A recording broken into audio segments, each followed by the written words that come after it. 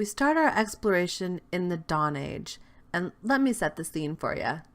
The first men, literally the people believed to be the first humans, set foot on Westeros more than 12,000 years before the start of the first book. They came to Westeros from Essos through a land bridge between the two continents that used to be called the Arm of Dorne. Thing is, no one can say where in Essos human beings actually came from originally. Now, these first people had some kind of metallurgy or metalworking skills because they came across the land bridge with bronze weapons and tools, and they knew about things like agriculture, so farming plants, domesticating animals, and stuff like that. So, kind of like the humans of the Bronze Age here on Earth in real life. Okay, so these first men show up in Westeros, but there are already sentient beings on this continent, namely the Children of the Forest and the Giants.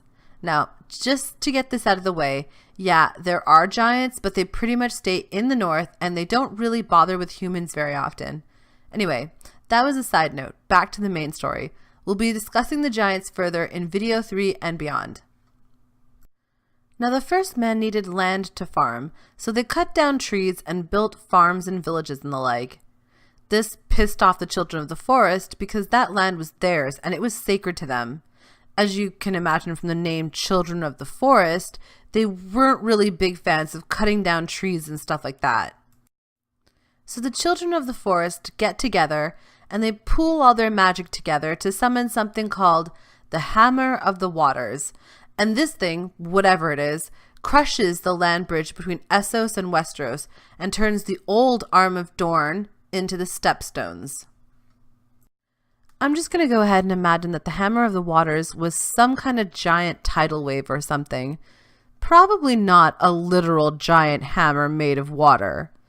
And the Children of the Forest were alleged to have also tried this same move, but with less success, in Moat Cailin in the north, which turned the neck into a crazy-ass poisonous swamp instead of breaking the continent into pieces like they originally intended.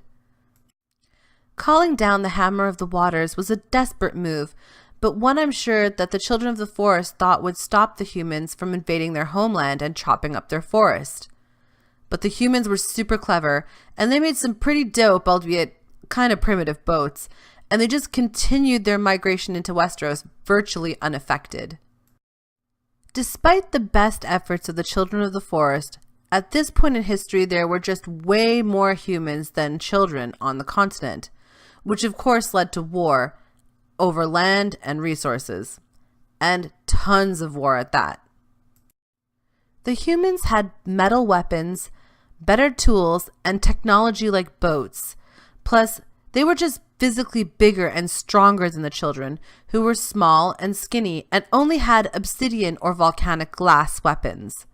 So while it looked as though the humans could have easily won the fight, the Children of the Forest also worshipped these old gods and could actually wield some pretty heavy-duty magic, just like the Hammer of the Waters. Which means that the fight between the first men and the Children of the Forest for control over Westeros lasted for about 2,000 years before they finally called a truce.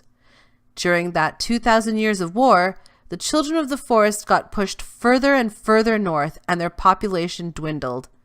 In the meanwhile, the first men expanded their territory because there were just that many more of them, and they started breaking off into hundreds of petty kingdoms. So what's a petty kingdom, you ask? Well, that's when like a dude gathers a bunch of his warrior homies and they take over a valley or a hilltop and turn it into a little ring fort or village or something. And then the one main dude declares himself king of that valley or hill or whatever. That is a petty kingdom.